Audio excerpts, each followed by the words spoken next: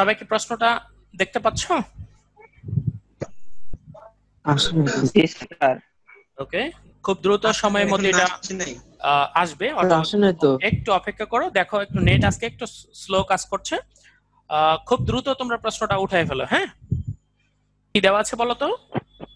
x সমান সমান কি দেওয়া ছিল? a cos theta, y সমান সমান b sin theta, অতএব x by y সমান 1। আমি যদি মান বসাই, x এর মান বসাবো a cos theta, y এর মান বসাবো b sin theta সমান সমান 1। তার দিকে যদি আমরা লক্ষ্য করি, দেখবে মানে আছে a sin theta plus b cos theta। তার মানে sin theta এর সঙ্গে কি আছে? a, আর cos theta এর সাথে কি আছে? b। কিন্তু আমাদের এখানে কি আছে? cos theta এর সাথে a আছে আর sin theta এর সাথে b আছে। তাহলে আমরা এখন কি করে নিব দেখো। তাহলে এইখানে যে মানটা আছে সেটাই থাক, a cos theta b sin theta। এখন আমরা উভয় দিকে কি করব? b square by a square দ্বারা গুণ করব। b square by a square, 1 into b square by a square. তো দেখো যদি উভয় দিকে b square by a square দ্বারা গুণ করি, এইখানে a আর এখানে a স্কয়ার কাটে দিলে হবে a, এইখানে b আর এখানে b স্কয়ার, এবার হবে b। তাহলে কি উপরে কি পেলাম? b cos theta, নিচে কি? a sin theta, আর বাম দিকে কি থাকলো? b square by a square. এটা কেন করলাম জানো? ওই sin থেটার সাথে a আনার জন্য আর cos থেটার সাথে b আনার জন্য। তাহলে এটাকে আমরা উল্টাই দিব, যেটাকে বলা হয় বিপরীতকরণ। a sin theta by b cos theta সমান a square by b square. তাহলে আমরা এখন কি করে নিব বলতো? যোজন বিয়োজন। তাহলে a sin থেটার সাথে নিচের মানটা যোগ, a হয়ে গেল যোজন। তাহলে a স্কয়ারের সাথে b স্কয়ার যোগ হয়ে গেল যোজন। আবার বিয়োজন, উপরের মানের সাথে নিচেরটা বিয়োগ, তাহলে হবে বিয়োজন। তাহলে a square minus b square. Clear? তাহলে আমরা নির্ণীয় মান কি লিখবো? নির্ণীয় মান a square plus b square by a square minus b square. এটি হচ্ছে আমাদের অ্যান্সার। ওকে, তাহলে দেখো x মাইনাস y সমান সমান কি আছে? Root over a square plus b square minus c square হলে প্রমাণ করতে হবে a sin theta plus b cos theta minus c সমান 0। ওকে, তাহলে এই প্রমাণটা করার আগে দেখো আমাদের কি কি দেওয়া আছে আমরা একটু দেখে নেই। ওকে, যে মানগুলো দেওয়া আছে আমরা সেটা একটু লিখে নেব। x সমান সমান কি দেওয়া আছে? x সমান সমান a cos theta এবং y সমান সমান কি? b sin theta। এই মান তো দেওয়া আছে, তাই না? তাহলে এখন একটু খেয়াল করো, x মাইনাস y সমান কি? a square plus b square minus c square root over. এখন x এর মান বসায় দাও, y এর মান বসায় দাও। x এর মান কি? a cos theta, y এর মান কি? b sin theta সমান সমান a square plus b square minus c square, a sin theta plus b cos theta whole square. এটা সমান আমরা কি পাবো দেখো তো? a plus b whole square. বিষয়টা হলো এরকম, ধরো a প্লাস b এর মান দেওয়া আছে, আমরা a মাইনাস b এর মানটা বের করব। বিষয়টা এরকম। ক্লিয়ার? তাহলে আমরা এখন a sin theta plus b cos theta whole square এটার মান যদি বের করি তাহলে আমাদের কত হবে দেখো। তাহলে সূত্র কি? এটা হলো বড় একটা a, এটা হলো b। তাহলে সূত্র হচ্ছে a square plus b square plus 2ab, 2a sin theta into b cos theta। তাহলে এইখানে আমরা পাচ্ছি a square sin square theta plus b square cos square theta plus 2ab sin theta into cos theta। এখন খেয়াল করো তো, a square, আমি এই sin স্কয়ার theta সমান কি লিখতে পারবো? 1 minus cos square theta plus b square, এই cos স্কয়ার theta সমান কি লিখতে পারবো? 1 minus sin square theta plus 2ab sin theta into cos theta। আচ্ছা এখন আমি গুণ করে দিব a স্কয়ার আর 1 গুণ করলে হবে a স্কয়ার আর cos স্কয়ার থিটা গুণ করলে হবে a square cos square theta plus b square আর 1 গুণ করলে হবে b স্কয়ার আর sin স্কয়ার গুণ করলে হবে b square sin square theta plus 2ab sin theta cos theta.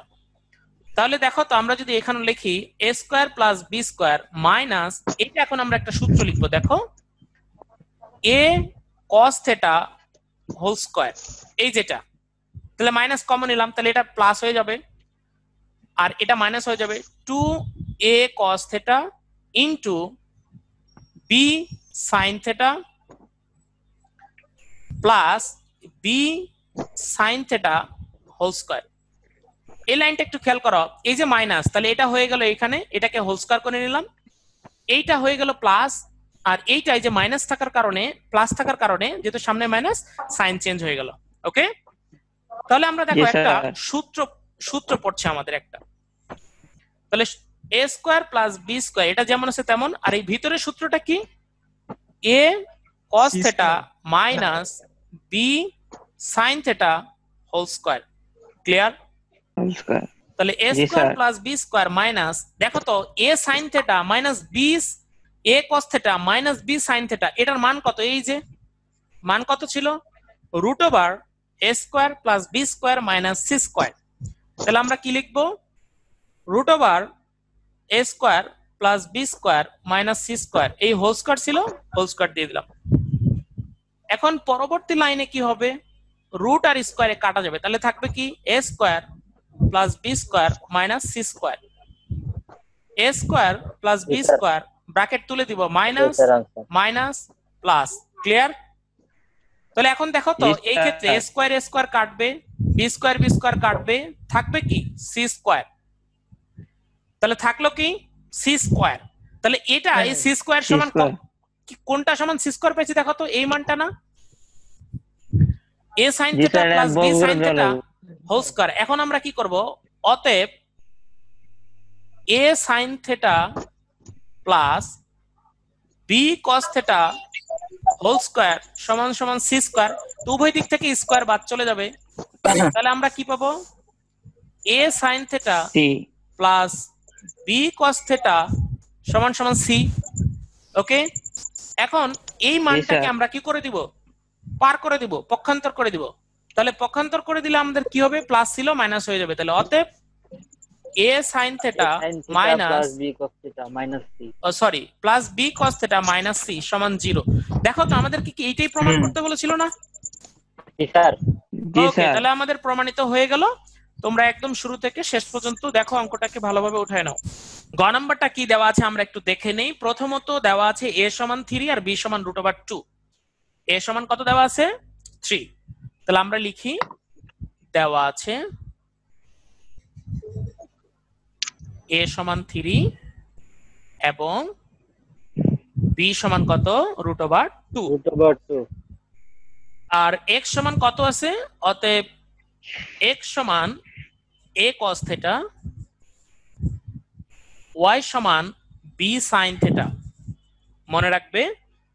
এখন দেখো প্রশ্নে যেটা আছে আমি সেটা লিখলাম প্রশ্নে ছিল x square plus y square সমান 3 দেখো আমরা যদি প্রশ্নটা আবার দেখি খেয়াল করো প্রশ্নে দেখো প্রশ্নে বলা ছিল a সমান 3 b সমান √2 এবং x square plus y square সমান 3 হলে সমীকরণটি সমাধান করো যখন এই থিটার একটা লিমিট দেওয়া আছে শূন্য হলেও হবে শূন্য সহ 0 থেকে 360 ডিগ্রির মধ্যে লিমিট এই হচ্ছে থিটার মান এটার মধ্যে এখন থেকে শুরু করে 360 এর মধ্যে যে মানগুলো থাকবে সেগুলো আমরা নিতে পারবো। তাহলে দেখো আমাদের কি ছিল x square plus y square সমান 3 আমরা যদি মান বসাই দেখো x এর মান কত a cos থিটা এর উপরে হোল স্কয়ার y এর মান হচ্ছে কত y এর মান b sin থিটা এর উপরে হোল স্কয়ার।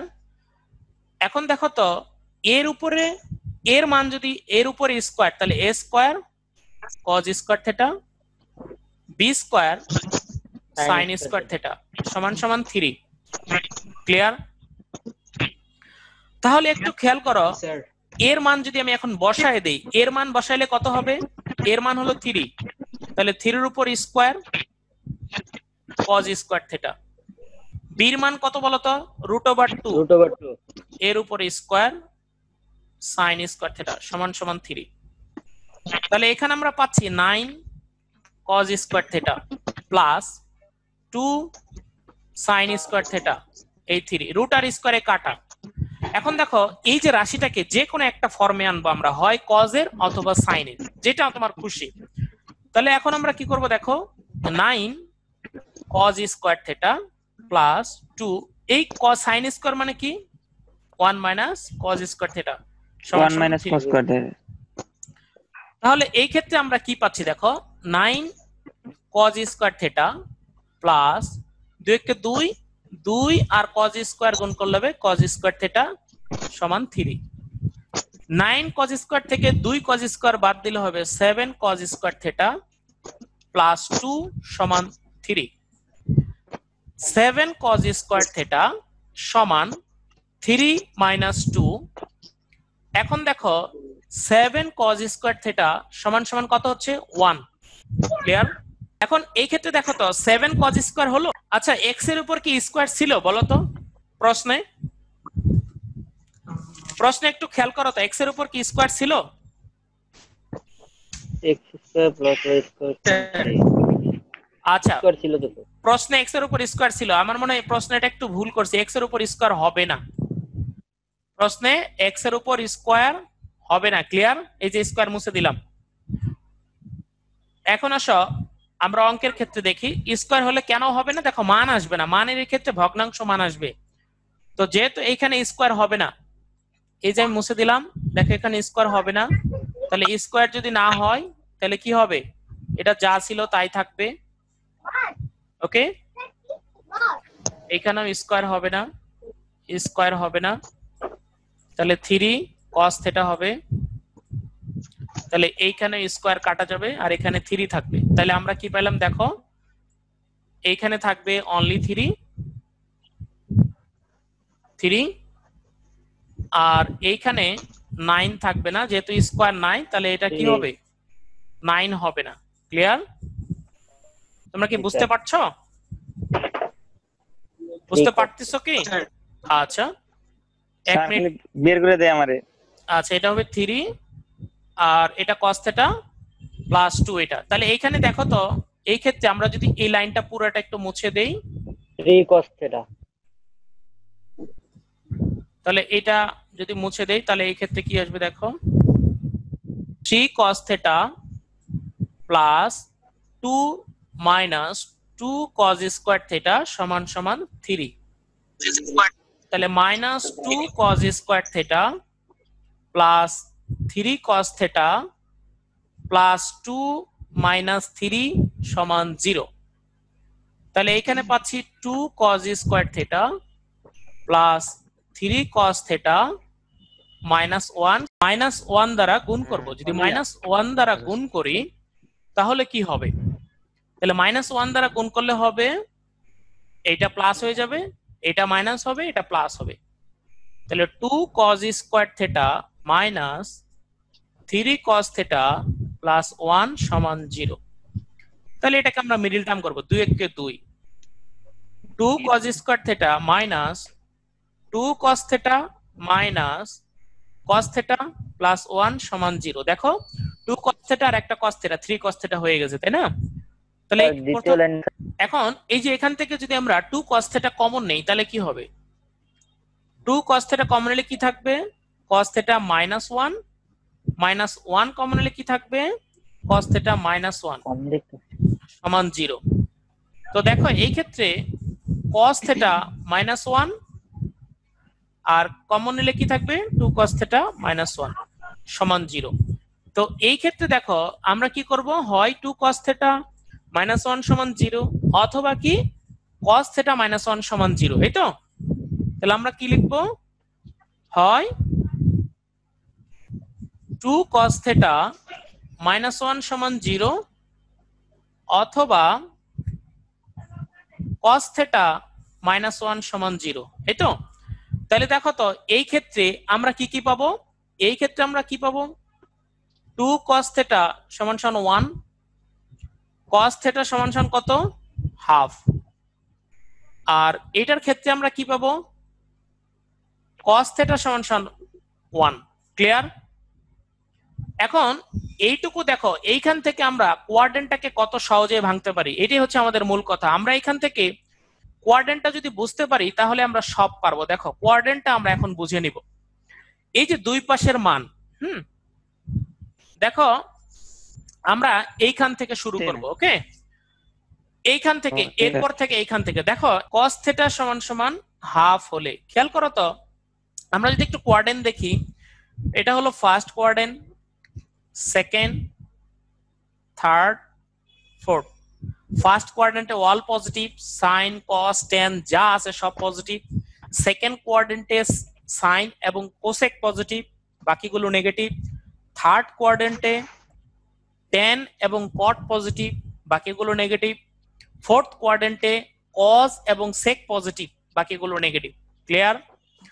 এখন দেখো তো এই cos থেটার মান কি আসছে ধনাত্মক। cos থেটা ধনাত্মক কোন কোন কোয়াড্রেন্টে? cos থেটা ধনাত্মক হবে এই 4 নম্বর কোয়াড্রেন্ট আর হচ্ছে প্রথম কোয়াড্রেন্ট। প্রথম এবং চতুর্থ কোয়াড্রেন্টে cos থেটা কি হবে পজিটিভ। দেখো cos থেটা সমান সমান হাফ, cos থেটার মান ধনাত্মক হওয়ায়, cos থেটার মান ধনাত্মক হওয়ায় cos কি হবে প্রথম এবং চতুর্থ চতুর্ভাগে ধনাত্মক হবে, তাই না?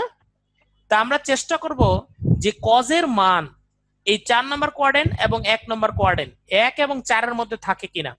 তাহলে দেখো তো আমরা কি লিখতে পারি এখানে, cos থেটা সমান সমান cos হাফ মানে কি, cos কত ডিগ্রির মান 60 ডিগ্রির মান, cos 60 ডিগ্রির মান কত হাফ। তখন পাই বাই কত হবে বলো তো 3, পাই বাই 3। তাহলে উভয় দিক থেকে কি হবে থেটা cos বাদ যাবে, তাহলে থেটা সমান সমান কত পাই বাই 3, যা কি গ্রহণযোগ্য। এই মানটা কি গ্রহণযোগ্য না? কারণ কি এই মানটা গ্রহণযোগ্য, কারণ এই মানটা 0 থেকে 360 এর মধ্যে আছে। ক্লিয়ার?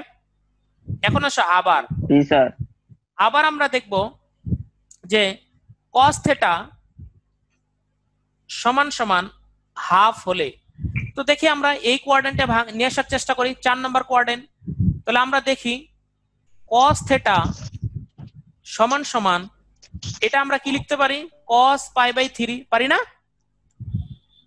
কি বুঝতেছ?